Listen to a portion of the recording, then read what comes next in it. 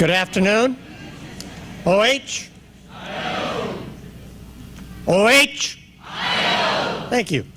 I'm Bill Martin. I'm Dean of the College of Public Health. This is an exciting day. We're here to honor the achievements of the graduating students from our college. And it's really an opportunity to also acknowledge the support really of everyone who has made that possible. It's the families, it's the friends, it's the faculty and staff. And so this is really a thank you to you as well. We have started this format. This is our second year where we have this more formal pre-commencement ceremony. We have an outstanding speaker that I think almost everyone is aware of. And we want this to be fun, we want it to be informative, and we want it to be a memorable experience for all of our graduating students. So let's start off by giving them a round of applause.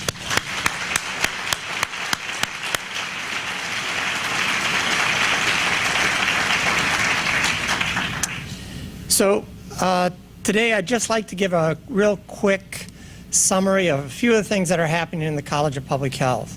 Just as the students have grown over the past 3 to 4 years and are on this journey, our college has also grown and is also on a journey.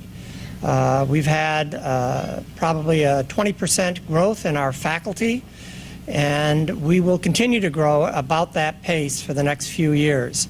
So our college is undergoing fundamental change. We've tried to increase our national visibility. I would argue that it's really a nice thing when last year the White House called us to ask whether Michael Botticelli, the drug czar from the White House, would do our pre-commencement address, and we obviously jumped at the chance. This past year we've had the U.S. Surgeon General choose Columbus, Ohio State, and specifically our college to do a presentation for the state of Ohio and sort of a town hall meeting. So Dr. Vivek Murthy was here, and I think there's a 50-50 chance we'll have Dr. Vivek Murthy here again this year. We've also had Admiral Lando, a HRSA Region 5 administrator, who has been here several times, and I saw him recently in Chicago, and he was saying that he needs to get back into Columbus. So it is the type of thing that we're trying to really emphasize that public health is an important part of the health of the nation. And I think, as many of you know, and certainly the students, that when we talk about health outcomes in this country, and we don't do as well as we should for the vast resources being put into our health systems, only 20% of the health outcomes in this country are determined by the health systems themselves. 80% is what happens in the rest of your lives out in the community. And that's where public health has its domain. I'd like to emphasize that we've had a number of important speakers here, and one is we've had 3 Thompson Award winners or awardees. We created the President William Oxley Thompson Public Health Award in 2014. We did so, it was about 6 months after I started, but we did so because we wanted to bring national attention. And in 2014, you may recall, CVS, the pharmacy, which is really a multinational company, banned cigarette sales. So by October of 2014, you could no longer purchase tobacco products at any CVS store. So they were the first awardee of the Thompson Public Health Award. Last year, we honored the International Medical Corps because of their service for the Ebola epidemic in West Africa. We like to think that they were the first ones in and the last ones out. They did a fabulous job. And so Ambassador Garvlink, who is one of their executive directors, received the award based on the International Medical Corps. But in terms of public health, in terms of the United States, there's probably been no recent seminal event that has brought attention to public health like Flint, Michigan. So today we're very honored, grateful that Dr. Mona Hanna-Attisha from Flint, Michigan, is our 2016 Thompson Public Health Awardee. Now, you have in your brochure her background, so I hope you take a chance to just read this. But basically, she's an assistant professor of pediatrics at Michigan State University, College of Medicine. She's director of the pediatric residency program at Hurley Children's Hospital in Flint, Michigan. She received her bachelor's and master's of public health at the University of Michigan. But she's a superstar because as a pediatrician, that is really the front when it comes to public health. Public health begins with good prenatal care. It begins with caring for children when they're most vulnerable and when those key developmental windows allow environmental exposures, impact of stress, other things, to really put you at risk for disease the rest of your life. So in Flint, Michigan, because of what we all know happened and the switching of the water supplies in 2014 and the lead levels that were put at risk, we have one individual in this room who stood up and was vilified. Normally when you stand up and you say things people don't want to hear, you're vilified. But she called the nation's attention to this. And part of that is how we deal with public policy in this country. And public policy is what we do in public health. Every study we do, every research, every piece of evidence, if it doesn't translate into public policy, you might as well not do it. Just so happens, Dr. Mona isn't just a pediatrician, she's also got an MPH. So it is, I don't think you can find a better example of why public health is so important. So I'd like to have Dr. Hanna-Attisha come up here. We have a few gifts for her. Don't forget to take this. So this is our award, and hopefully we'll get some good pictures. Here we go.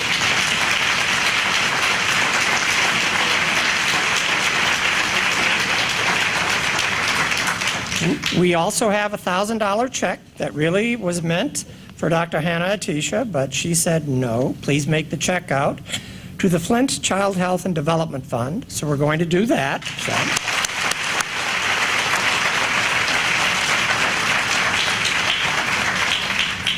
And we're also going to give her a little book. And this book is called The Great Columbus Experiment of 1908. It's about the water system in Columbus. And it is a great experiment. It became a national, international model for water systems. But the 50 years that it took Columbus to do this is what the story's about.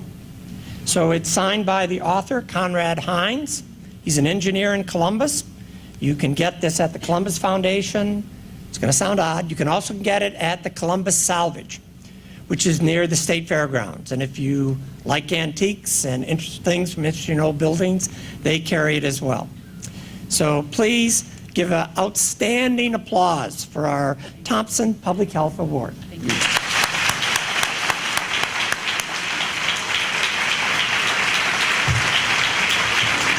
forget to go to the seat.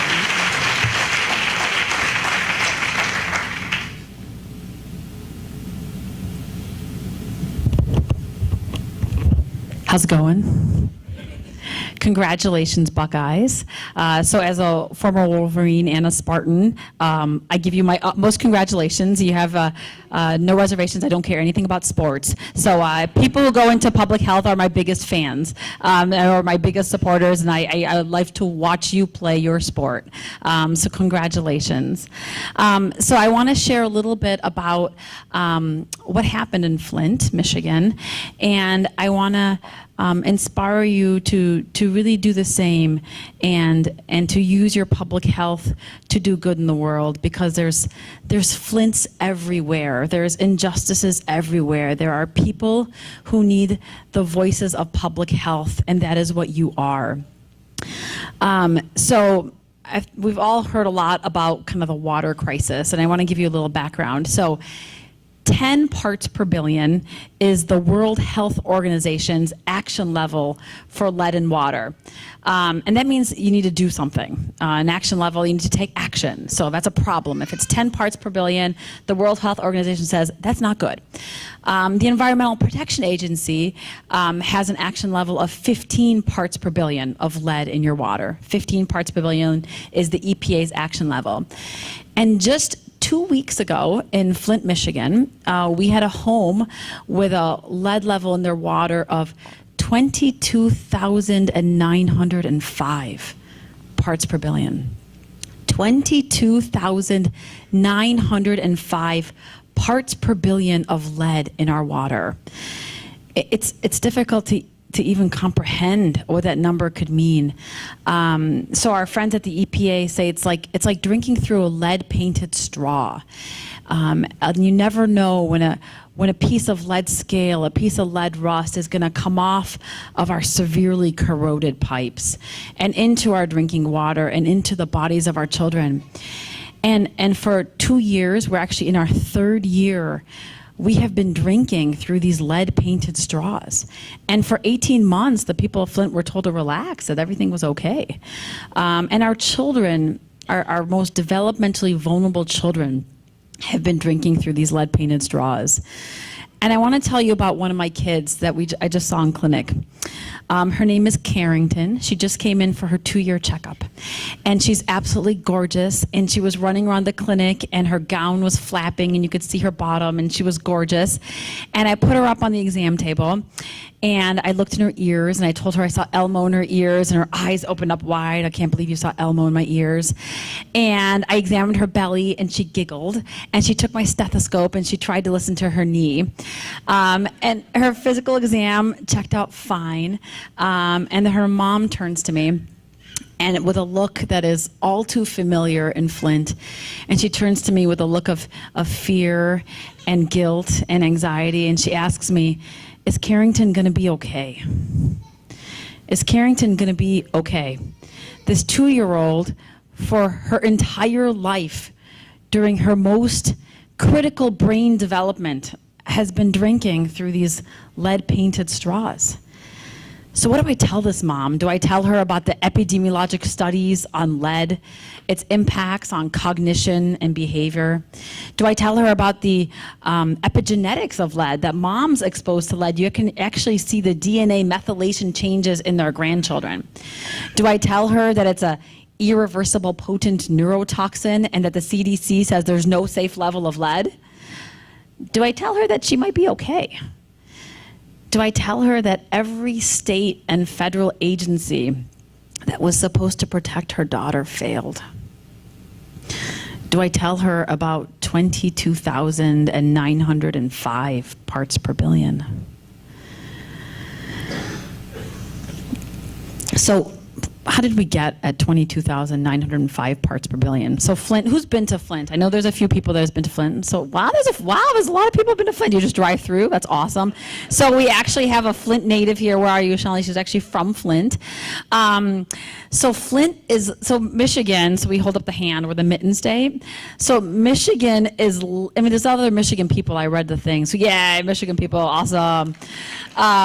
So Flint is literally in the middle of the Great Lakes, all right? We are literally in the middle of the largest source of fresh water in the world, all right? And how did we get here? So what's Flint famous for? What do you guys, besides the water issue, what was Flint famous for? GM. So Flint was the birthplace of General Motors. We put America on wheels. So we were also the birthplace of unions. The sit-down strike, the UAW, was born in Flint. And arguably, we were the birthplace of the middle class. The middle class was born in Flint. In the 1960s, Flint had the highest per capita income. We had the best public health indices. People moved to Flint for that American dream. And then what happened to Flint? Michael Moore, Roger Meade. Okay. So we lost those amazing manufacturing jobs. At one point, General Motors employed over 80,000 people in Flint, and that's down to less than 5,000. So with that came disinvestment, came unemployment, came poverty, came crime, came every disparity that you can think of. We have no grocery stores in Flint. The people in Flint, the zip code of Flint has a 20-year less life expectancy than a neighboring zip code. The military special ops medics, like the Army Rangers, Navy SEALs, the medics actually train in Flint because we have essentially a war zone on our streets. We are ranked 81 out of 82 in terms of Michigan counties by Robert Wood Johnson in terms of our health outcomes. So Flint was almost bankrupt, lots of socioeconomic problems. And in 2011, Flint lost democracy. So in came a series of state-appointed emergency managers that was going to fix Flint. And the main goal was to save money, save money, save money, save money, save money. At all costs, save money. And in 2014, in an effort to save money, they severed a half a century relationship with Detroit, where we were getting fresh Great Lakes pre-treated water. And we started drawing water from the local Flint River. And right away, people complained. The water was brown. It looked gross. It smelled gross. It tasted gross. We had E. coli in the water. We had 3 boil advisories. Then they dumped a lot of chlorine in the water, and we had high levels of chlorine disinfectant byproducts, total trihalomethanes, a long-term carcinogen. And then we had Legionnaire's disease. We had the greatest outbreak of Legionnaire's in the entire country during this period. And then a phenomenal world corrosion expert from Virginia Tech from another land-grant university came up to Flint to see if there was lead in our water. And in the summer of 2015, he was telling us that there was lead in the water. And when pediatricians, when public health people hear lead, what do we do? What do you guys do when you hear about lead? We freak out. We freak out. So we freak out. The CDC says there's no safe level of lead. We know that its impacts on cognition and behavior. We know it's a well-known cause of it's an environmental injustice. So when we heard that there was lead in the water, it was a call to action to see if that lead in the water was getting into the bodies of our children. And I knew that I couldn't just say, hey, I feel this might be a problem, or I think this might be a problem, or I'm worried about our kids. I knew I had to have data in my pocket, because you can't move mountains without data.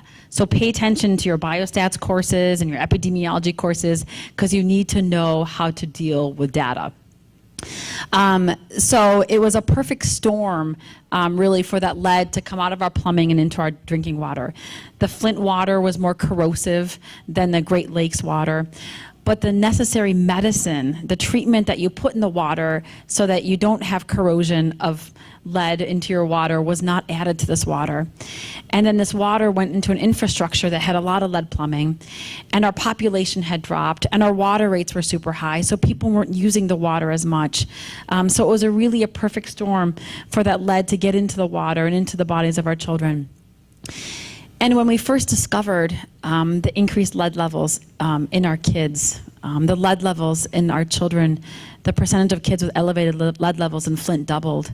And in certain neighborhoods, it actually tripled. And it directly correlated with where the water lead levels were the highest. When we realized this, we knew right away that our focus had to be on the kids, on Carrington. Remember my 2-year-old? She was one of 10,000 kids in Flint under the age of 6. So we shifted from that individual patient to population health, to public health. We knew that we had to use our voices to advocate for those thousands of Carringtons who were exposed to the lead in their water. Because as a public health trained pediatrician, my job is very much to take care of Carrington in front of me, but my job is to make sure that these kids have the brightest future possible. And what was happening in the water was threatening the tomorrows of all of our children. So now, today in Flint, things are starting to get better. They're working on the water. It's definitely not safe yet. but it's really kickstarted an engine of advancement in public health around nutrition, around education, around health. We've created a public health initiative. We're calling it our Pediatric Public Health Initiative to flip the story, to change the trajectory of our children, to mitigate the impact of this exposure. And we hope to share our successes with all struggling communities, no matter where they are. And be certain Flint's future, Flint's tomorrow will really be brighter than its yesterday ever was, because remember, we had a lot of problems yesterday. We had a lot of disparities. And sometimes you need a tragedy, or unfortunately, to bring a community together and to really see a brighter path forward. And the aftershocks of what we did and what we are doing in Flint really have rippled across the nation, from Chicago to Newark, New Jersey, to DC, to Sebring, Ohio, across the Rust Belt, and even to Los Angeles. People are now talking about lead in water, talking about aging infrastructure, talking about public health. So we've raised, rightly so, the national consciousness on the importance of public health. There's been disinvestment in public health for too long, and especially for our most vulnerable populations. But we have a lot of work ahead of us. And Flint has also raised an important question, and something that I think about often. Who is responsible for health? It's a big one out there. It's a big topic. It could be bigger in the election season. It's a big topic globally. Is it the federal government that's responsible for health? Is it our local government? Is it each one of us as mothers and fathers and as daughters and sons? Who's responsible for health when you talk about things like clean air, safe water, clean water? You know, it's tricky, it's political. All of public health is political, it's bureaucratic, it's personal. And as I think about this more and more, I have to tell you, I think the answer is all around us. Right now, you are responsible for health. You have chosen to put yourselves on the front lines of public health, on some of the biggest battlegrounds in the world. Whether you know it or not, by taking on the life of public health, you have put yourself on overwatch. You are now our sentinels, our guardians. Your responsibility is crucial and enormous. It's far-reaching, and it's as close to home as you can get. I thought I was safe. Most of us thought we were safe because we thought people were watching out for us. I knew those anonymous people were out there with their test tubes and their dials and their meters, and they were watching our air quality and our water quality. And I thought that the water that was coming out of my faucet was safe. We all think the water that's coming out of our faucet is safe. But I was wrong. I was so wrong. But I've learned something else too, and I've learned that I was responsible for health. Me, Dr. Mona, mom, taking care of sick little kids, shopping at the store, driving down the street, shoveling my driveway. I found out that the they who were responsible for public health was really me.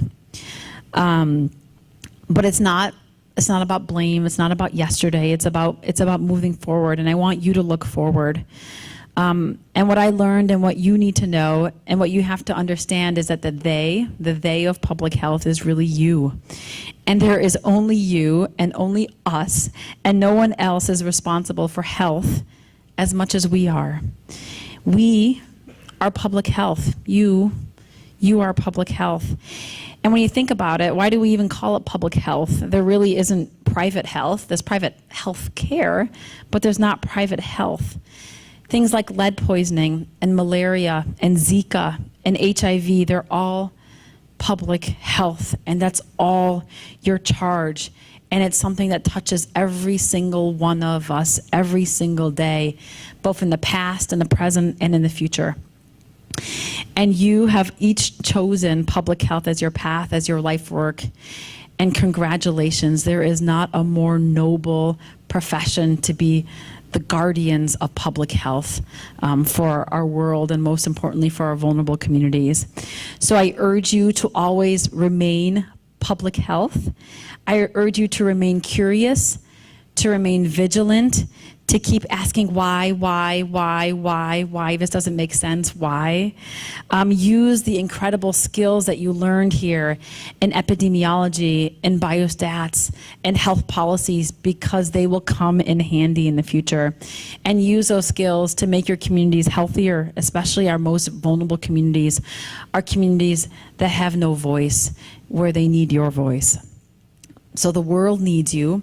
My little patient Carrington, my little 2-year-old, she needs you, because we cannot be a nation that accepts 22,905 parts per billion in lead in our water, because you have to be the ones that fight to make our communities safer and the future of our most vulnerable children safer.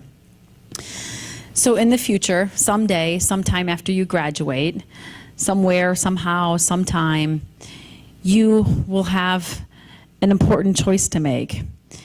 And it may not be fighting for a town that's been poisoned, has had a poisoned water supply. It may not be as momentous as that. But like I said before, there are flints everywhere. There are injustices everywhere. There are people and places that will need you to be their voice of public health. So go out in the world and do great work. I expect that out all of you Buckeyes. So congratulations, Buckeyes, and thank you for having me here. Thank you so much. Thank you.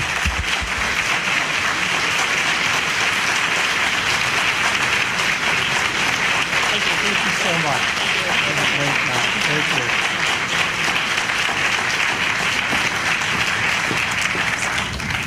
Well, I think it's pretty clear why Dr. Mona was listed among the top one from Time magazine, the top 100 most influential people in the world. She made it at number 20, which isn't bad. So that's your aspiration.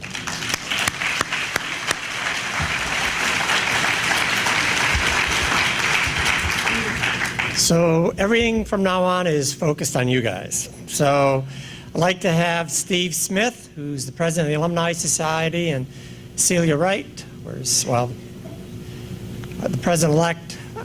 They're going to come up and talk to you a little bit. And the key here is how we keep you connected to us in future years, just like you feel connected today. Steve? Thank you, and congratulations to all the graduates. And I must thank many of you came to our happy hour last night, so actually participated in your first Ohio State College of Public Health Alumni Association activity before you even graduated, because you're actually not graduates and alumni until tomorrow. So I got a chance to meet and talk to many of you yesterday, and I really appreciate your participation. So as you embark upon your careers here, and I think it's evident after hearing our speaker, we're not just talking about starting your career as a public health professional, but as a leader, because what she did, I mean, if that isn't leadership, I don't know what leadership is. And I was really taken by your comments. But as you embark upon your careers, I'm sure you will not forget being a Buckeye, being here at the university, the experiences that you had here and the friends that you met. But I'm here to tell you it doesn't end now. It continues, and the Alumni Society is your way to continue that. For me, it'll be 40 years next year since I finished. I can tell you that some of my closest friends in the world are my classmates, and that those classmates and the network that I had through the Alumni Society, because really what it is it's a window, it's a personal and professional network back into the university. Has been critical in my success in my career that I've been able to have, and supported me, and I'm involved. I would guess I've been back 30 out of the 40 years since I've been out of school, perhaps more than that. So it's been critical to me. So it is a personal professional network that you can benefit you as an alumnus in many ways. Okay, you're all just embarking on your first job. Just got your some of you are still, I think, looking for jobs. This won't be the last time. You know, maybe 5 years from now, maybe 10 years from now, you'll be at an inflection point in your career, ready to move on. The network that you have, I can't tell you how many people I've talked to and both recruited and hired Buckeyes in my career. I've had interns and residents in my career from this school. I've gone to my classmates and said, you know of somebody, I have a real need in my organization. So that network in terms of plugging into a vast array of professionals from the university is just tremendous. I've accessed it. It's been good for me, and it's been good for a lot of other people over the years. Just both in job hunting and recruiting, you can't beat the network that you can plug into. The Alumni Society is hard at work trying to improve the service that we offer to you so that you'll want to participate. So we're doing a lot of things in the area of professional development to make more tools available for you to access that network. We're going to be doing a lot in terms of trying to provide continuing education that you all need to have as part of your career and in your development.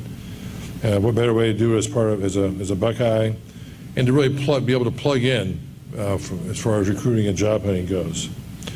The Student Alumni Committee is going to be working hard to roll out more programs to really connect students with alumni while they're in school, so that you have that feeling and that involvement. I know there's always been that various programs going on.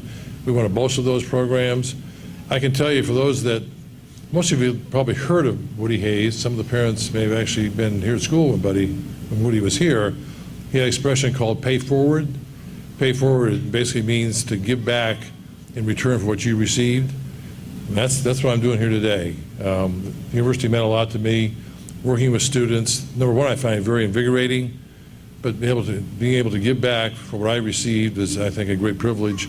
So when you're contacted in the future to come back and be a mentor, or to have a lunch and learn with students, or have an intern, remember when you were here and how much that might have meant to you and how much it can mean to somebody else. And that connection is worth more to the alumni than it is to the student. So we're going to be working hard to roll out additional programs there. And then just regional and social activities. Again, 6 of my best friends were my classmates. We see each other every other year. We go on vacation together. And I always look forward to the events that the university had, not only in terms of, say, continuing education or going to a football game, but it's a chance to see my peers again and a chance to keep plugged into that network. So we'll be hearing more about that too. So we need your support. We need you to support the Alumni Association so it can support you. And I don't mean just your money. Through some fairly small contributions, you can become a sustaining member. You're all members of the Alumni Association without even doing that. But we need your participation to help us fund our programs. More than that, we need your time. And there are already a number of almost alumni in this graduating class who already are in prominent roles within the Alumni Association and helping us to grow that association going forward. And I thank them very much. So my message really to you is support your Alumni Society. It's a great connection back to both your president. It's a great connection back to the university itself, because someday you'll need support at a critical time in your career, and the society will be there for you. So I just ask for your support. So I look forward to having all of you as fellow alumni and part of my network going forward. So with that, we want to move on to the Student Choice Awards, and our president-elect, Celia Wright, is going to make those announcements. All right.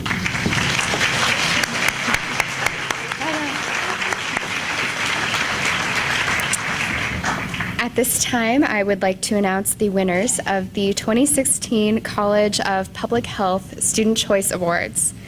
The Student Choice Awards are given to graduating College of Public Health students from each degree who have demonstrated leadership among their peers, shown dedication to public health, and give back to the community. The entire nomination and election process is student-based. As I call your name, please stand and come up to the stage to receive your award. First, we have Paul Zivich III, Master of Public Health.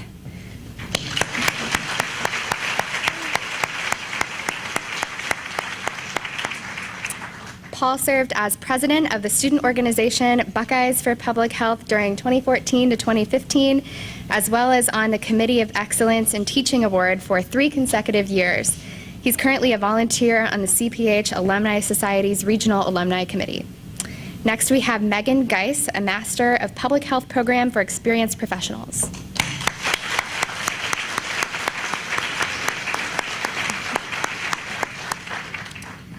Throughout the program, Megan has become enamored with helping the lower poverty population within the Columbus area. Megan plans to work in the community wellness realm, supporting the lower socioeconomic population by guiding them on various avenues to work around their limitations. Next, we have Colleen Krasuski, Master of Health Administration.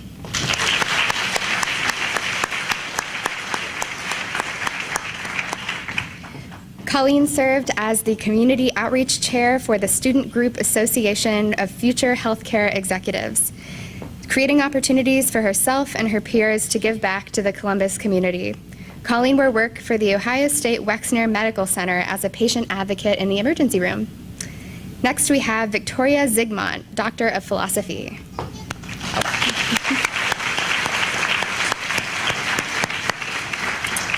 So Victoria was unable to attend today's celebration, but while working on her PhD, she served as both a graduate research assistant and a graduate teaching assistant. Whenever possible, she took advantage of opportunities to volunteer, and these opportunities included peer mentorship programs, meeting with students to help them with class material, and volunteering to meet with incoming accepted students. Next, we have Siham Abdi, Bachelor of Science in Public Health.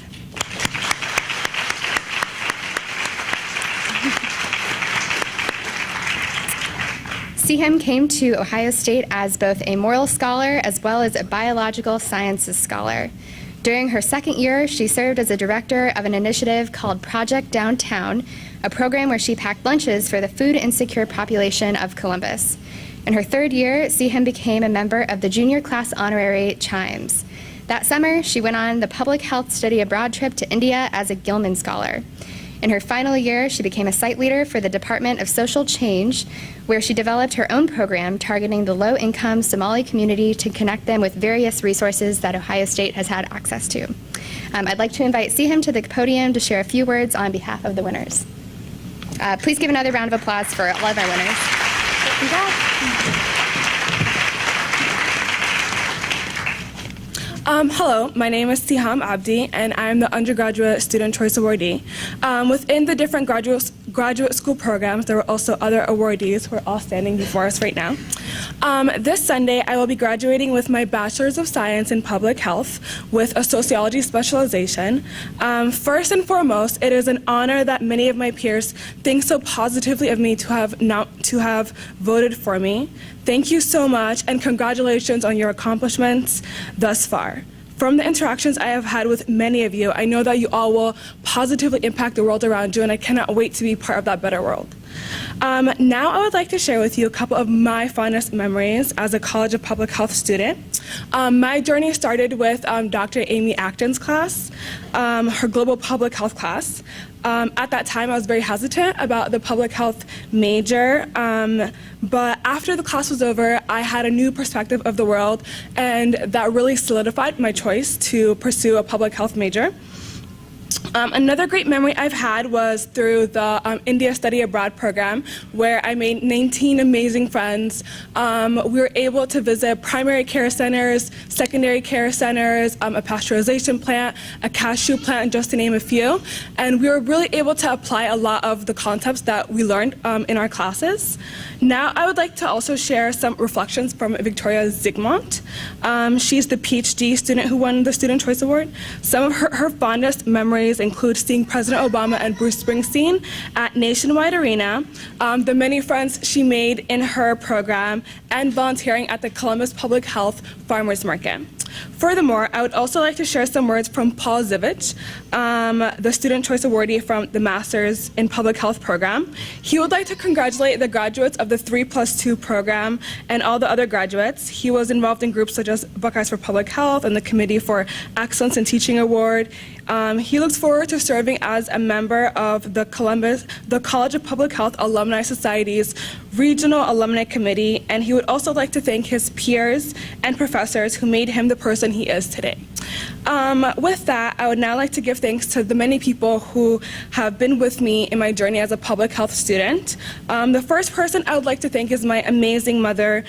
Without her love and constant motivation, I would not be where I am today. Thank you for making uncountable sacrifices to journey to a new country with 3 small children in tow, only knowing a few phrases in English to give my sisters and I the best possible educational opportunities.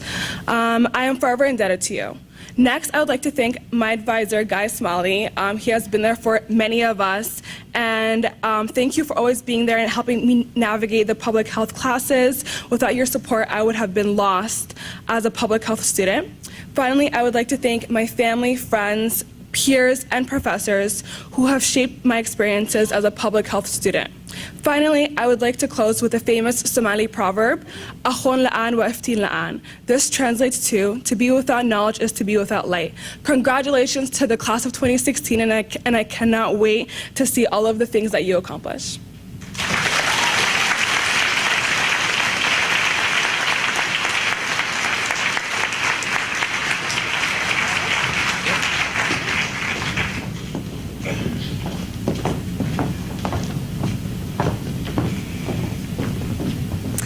Good afternoon. Could we please have all students and alumni being inducted into Delta Omega come up to stage right over here, please? Thank you. All right, as they're coming up. Good afternoon. My name is Kim Glover, and I am the president of the Ohio State University's Delta Omega chapter. Delta Omega is the honorary society in public health that was founded in 1924 at the Johns Hopkins School of Public Health. At this point in time, the field of public health was still being established, and the goal of the society was to encourage graduate study in this area. Over the years, Delta Omega has grown to include over 84 chapters located in the United States and around the world. Today, the mission of Delta Omega is to encourage and recognize excellence in practice, research, education, and academic achievement in the field of public health. Students are inducted into the society at their time of graduation and must be in the top 25% of their class to be eligible. The students and alumni being inducted into Delta Omega today have all shown academic excellence and a commitment to the field of public health. We now invite inductees to receive their certificates as their names are called. And if we could hold the applause till all the names have been read, that would be perfect. Thank you. All right, first up, Dana Benoit. Adrian Bogatz. Tyler Gorham. Lindsay Harmon Matthews. Hillary Kappa. Heather Lane. Tony Oberly. Amanda Smith. Amy Wormert. And Paul Zivich.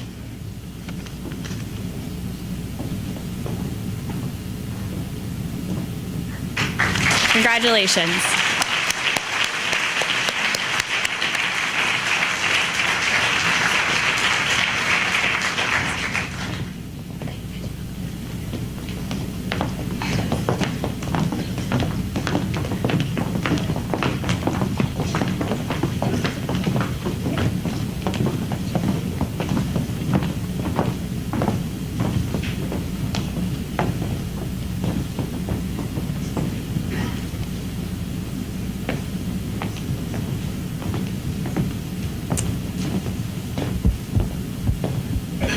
Graduation is all about the students, but we also want to recognize one of the faculty at this point. And so the highest teaching award the college has is the Excellence in Teaching Award. And I'd like Dr. Rod Sturdivant from the Division of Biostatistics to please stand up and be recognized.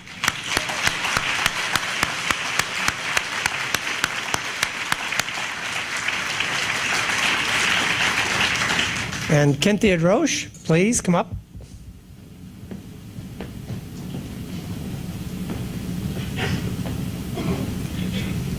Hello. Good afternoon. My name is Cynthia Dresch, and I am the Director for the Office of Academic Programs and Student Services in the College of Public Health. At this time, I would like to invite the chairs to join us for the student recognition. So if I could have Dr. Phyllis Peary. She is the chair of the Division of Health Behavior and Health Promotion.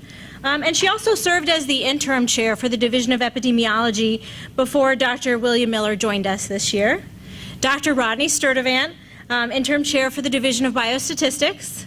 Dr. Thomas Wickizer, chair, and Stephen Labes, professor for the Division of Health Services Management and Policy. Dr. Christopher Weghorst, associate dean for research, representing our Division for Environmental Health Sciences. Dr. Gail Kay, director of the undergraduate program. And Dr. Armando Howitt, director of the veterinary public health program. So I will be reading the names of the students, and when I read your name, you will come up on stage. And we will start with Doctor of Philosophy with a specialization in public health biostatistics, Rong Liu.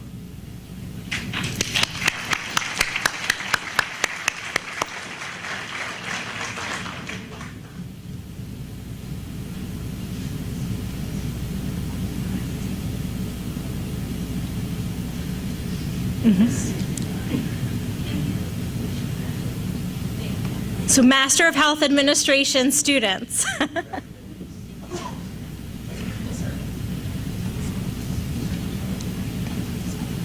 Bilal Ahmed.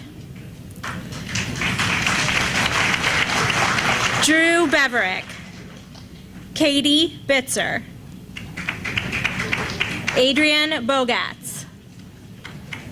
Justine Boggs. Dominic DiMartini.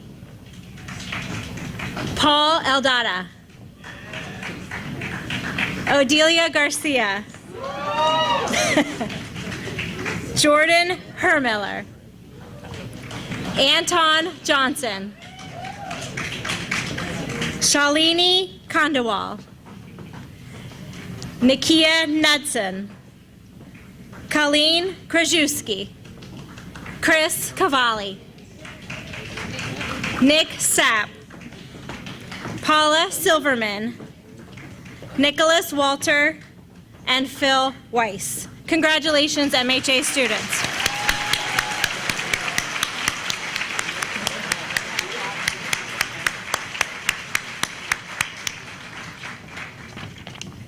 Next, we're going to have Master of Public Health students with a specialization in environmental health sciences. We should have two. There they are. Tyler Gorham and Kyle Horvath.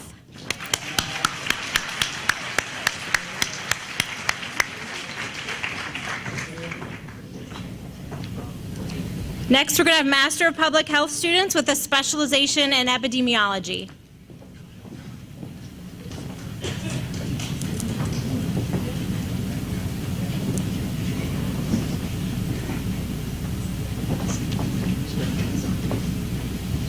Duna Alkaleli, Amanda Blackett, Denise Engebeyer, Rachel Rohrbach, Rachel Thomas, and Paul Zivich. Congratulations.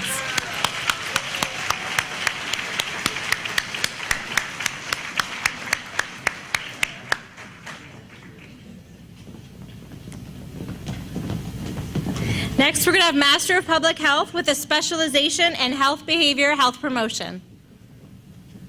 Dana Benoit, Andrea Costin, Kirsten Frisora, Sandy Toot, Hillary Kappa, Aaron Madden, Tony Oberly, Carrie Orton, Lauren Pierce, Maria Swartz, Amelia Stoldrayer. Congratulations, graduates.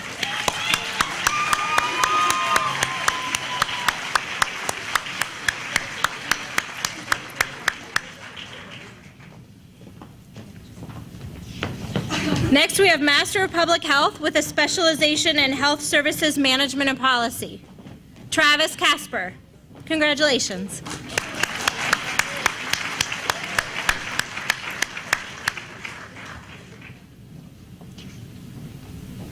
Then we have Master of Public Health with dual specialization. So students can earn the MPH with two specializations. So with a specialization in health services, management and policy, and health behavior and health promotion, we have Lauren Batista.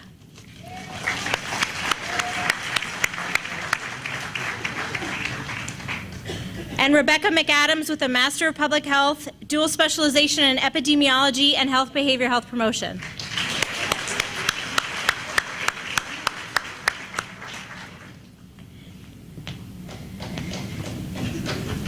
Congratulations. Next, we have our Master of Public Health program for experienced professionals. Akwasi Ajuman. Megan Geisy. And Emily Yang. Congratulations.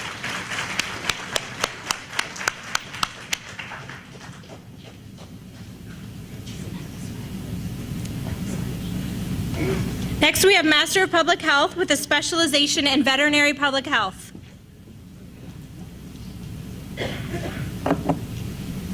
Jeffrey Kim. Heather Lane. Magali Linares de Micon. Amanda Smith. Jocelyn Tijerina. And Eva Wallerman. Congratulations, graduates.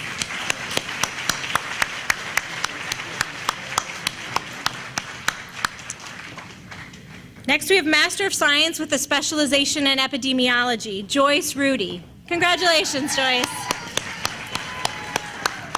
Joyce isn't going very far. She started her PhD program as well, so we're happy to have her continue.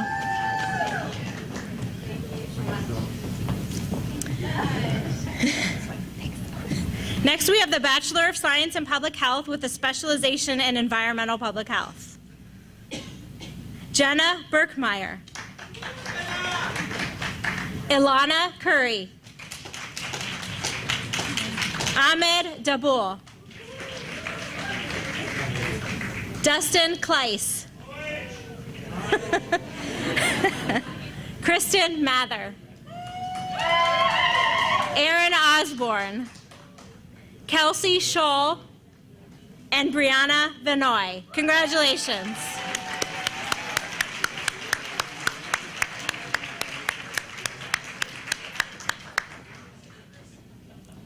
Next, we have Bachelor of Science in Public Health with a specialization in Public Health Sociology. We have a large group this afternoon.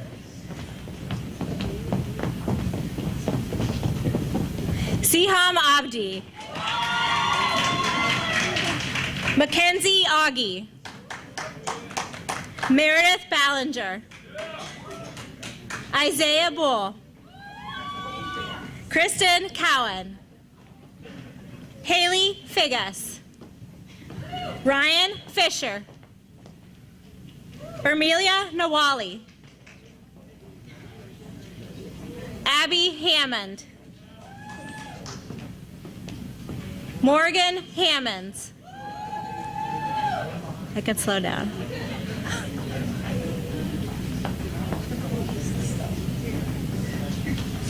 Rachel Harden. Jamie Lester. Brittany MacArthur. Emma Miller Civilikis. Hope I did that well. Olivia Moskaluk. Andrea Orris. Ashley Ray. Julia Scheinman. Megan Shea. Katie Smith. Katie Thivner. Joel Toku Binfo. Tejas Venkat Ramani. Celia Wright. And Evelyn Zaire. Please join me in congratulating all the graduates.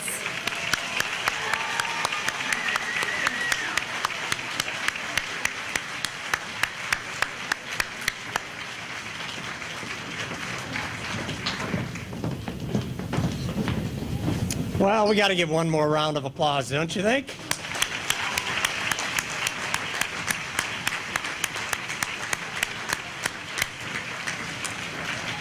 Well, this is the show. We go to the reception. Let's have a lot of fun, and I think we got a lot of happy students, so very good. All right.